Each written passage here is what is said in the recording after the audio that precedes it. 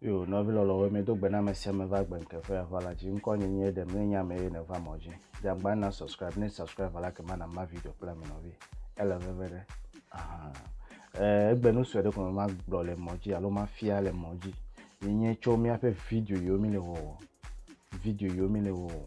Ne mi no ka pe mi akọ video wa ko no phone ko no fuma yi.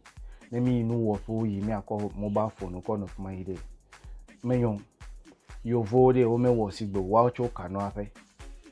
me le nya blog place su be to gbese o to pe video de ba kede asinye yi me pe be ne mi le na de o wo de le nya te fe me de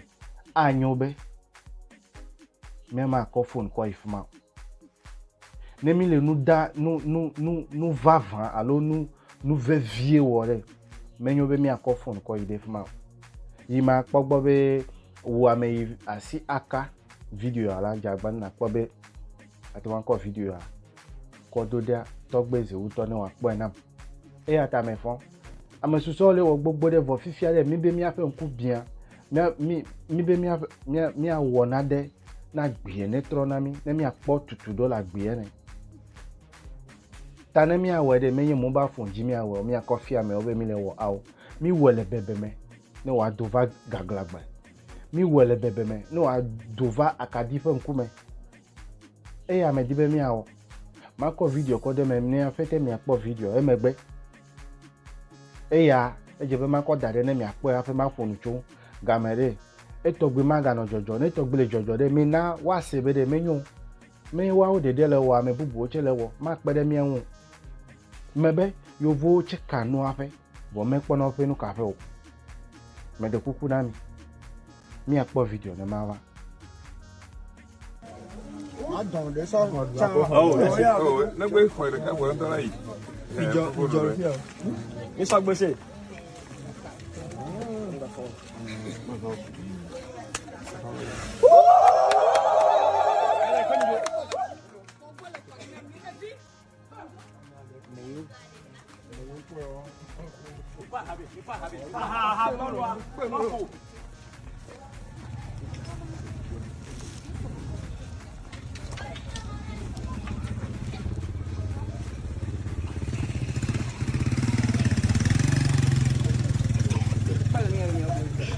adia kata ye boja ko biare ni ko je asina amba ma ko le sa pa we ko na do fo ni sabra fo di o so so gbe so na go ko mo we di le to gbe to ma ko le gba iwo hun da de to wo coronavirus ba vaccin o le dodo na mi docteur le compresseur ja te fait à kamoto iwo agbeto la sabla o ko le compresseur o da bi o da bi na ni mo iwo wa bu ma gba o wa do le togo jara Africa ama e bozire tutu ya te gba no ju na ma e bozire ka iwo akpob la tono ko no ju na ma ama e bozire ka iwo lo so ya to ka o le ka se le passer mo kama ntono ko to pa lo ko so bien ko na tono so lo ko ko mare so ono bom to avion que so bien ko na so fa se ko na avion le so avion que soit bien bon à soit facile bon avion ne bon wa tamala temple taola le ko ba di la shi ko agba mi da adi asina dupo le africa ni bandi agba mi ko kono are bubu africa ni gba tan na la den fun ko wa nya ba maw la connaissance so gbe se wuto ye ga bubu africa ni gba ya we bana na ni bana mi ya tede le to le jagba na ni ba mo le ko ya kama ani togo fi nya te pe na mo ibo ni gba ba mi ya ka ni te to bia ya to to wa mo sa dia amana ku ti ge na ko mi ya ti fo fa into la to ta go se ya me ba e ba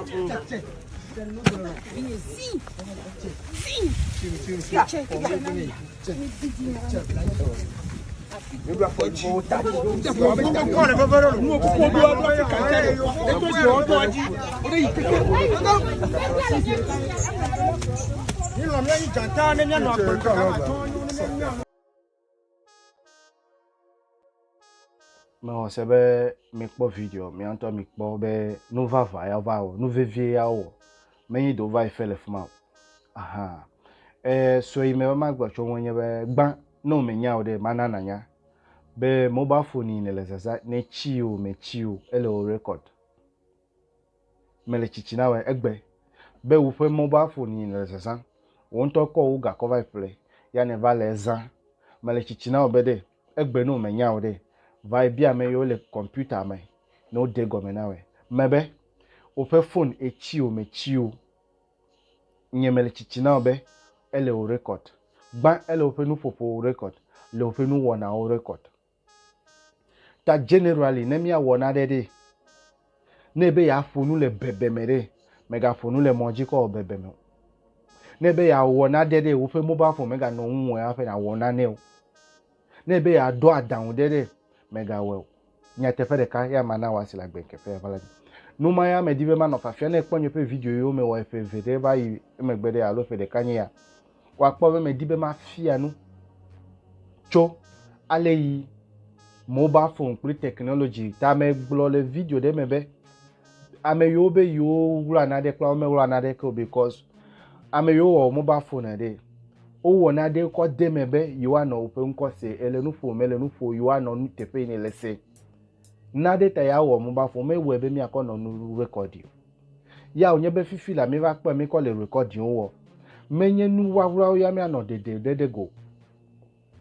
video dole de mehia kla be no de go mehia nyele chichina mehia ma pede mi awon evemere ne efonu wa record ni wa text message wa record ba mobile app lo fe phone jide o menyale yo functional de ko mi leza ta ne va isro no twale mobile app wo wona dode wanya me do no be wa download app de ko download na obia na question ma ne download nyefe WhatsApp e download nyefe Facebook gba o fe nu fofo ma se o fe call ma se o fe contact ma pe o fe text message ma pe o bia na no ma but people don't take action amomeli enkubere nu ka ole nye bia so once onya kpo be app ya namga alo app ya na be ma fonu pe phone epa de ko download ko de phone eme ewu jebe na access to that mobile app ta mi amede o yo mi nya na de chunde let me gbo na de download gbede mi na now precaution nu me be ma za no ko wo e ya mana app mo be never ne wa ba access ne de be ma za app ko funu pla me de ma ne access be no wa gbonye fe camera ne po fe camera for de ever ne e download the app of ya ne chi de use yemenyale ma de gomena o vo so e ple e fe didi ple popo ko enye be de menyo be mi ato no o fe yi ple mobile phone advice la si nyeme ma china we ma no ho amenya mi ma ko va moji egbe enye ma be me hia no yi nu wo fe nu serious wo fe de me hia be de vi kuriwuri o no haji o na po video me wa po de vi tukudo le fma chedio le aw egbe mi va ido dare egbe yi alonu mi va iwo de me ye do vi o fe nu o de aw me de vi o fe nu ye o ma de kuku na mi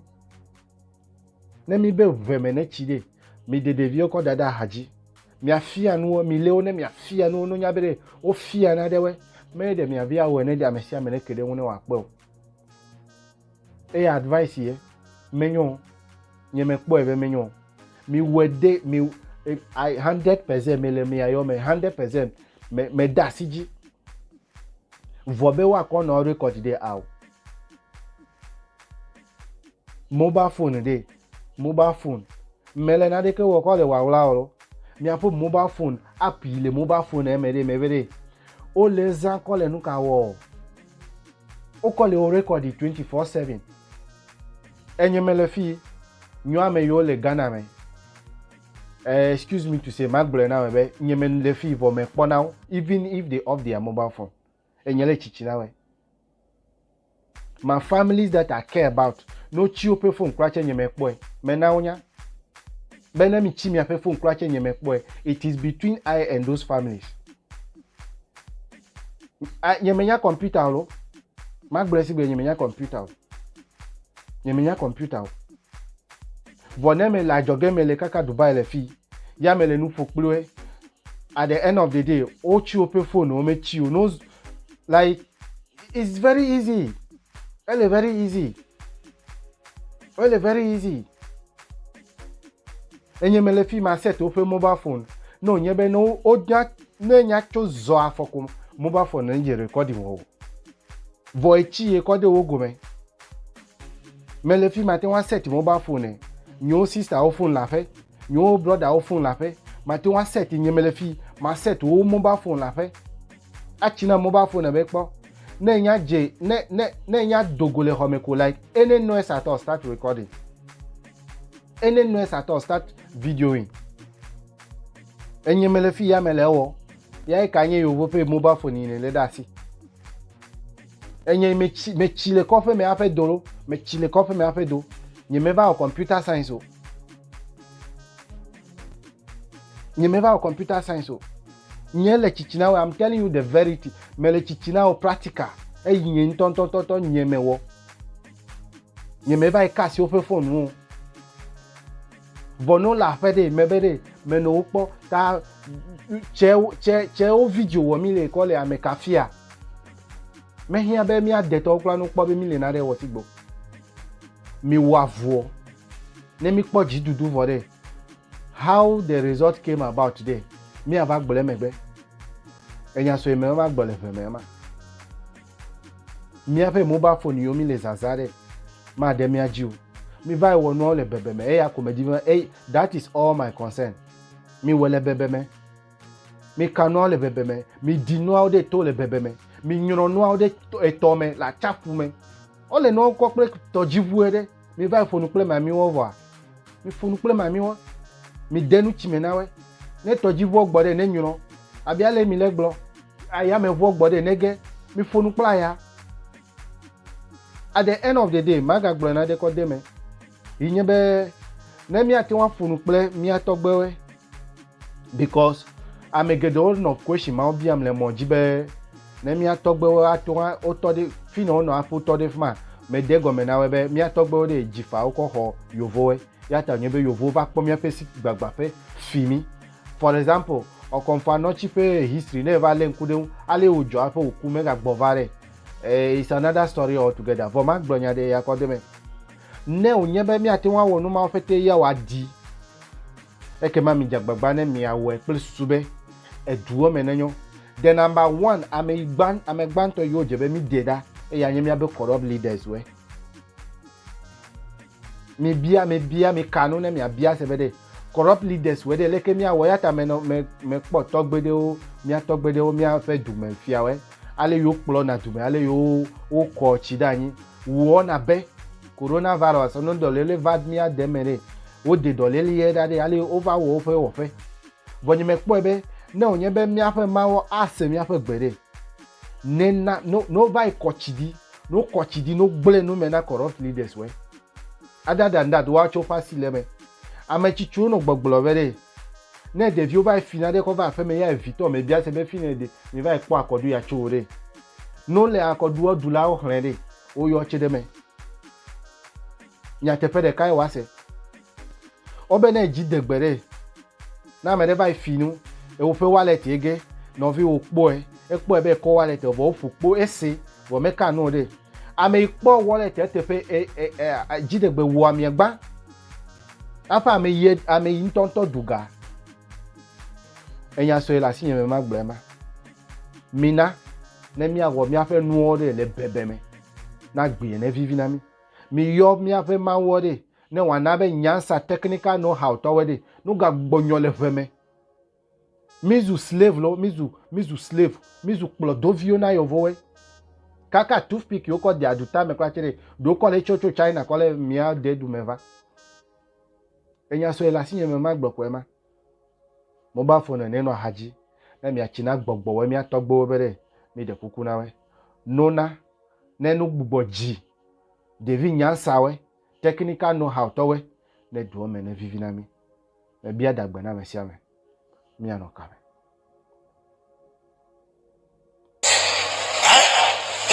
$100 million.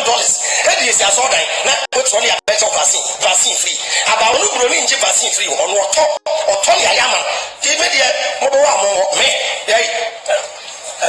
Breakfast and a bit boosting immune system. Company on your vaccine. Company on your vaccine. See or no. vaccine no wa so on boy adan ya oso no over 59 years onyare otiapo onu so a onye front like one crofo nti ono no wa ye problem me have been mo share so me nye front liner worker metiapo me wo okay onu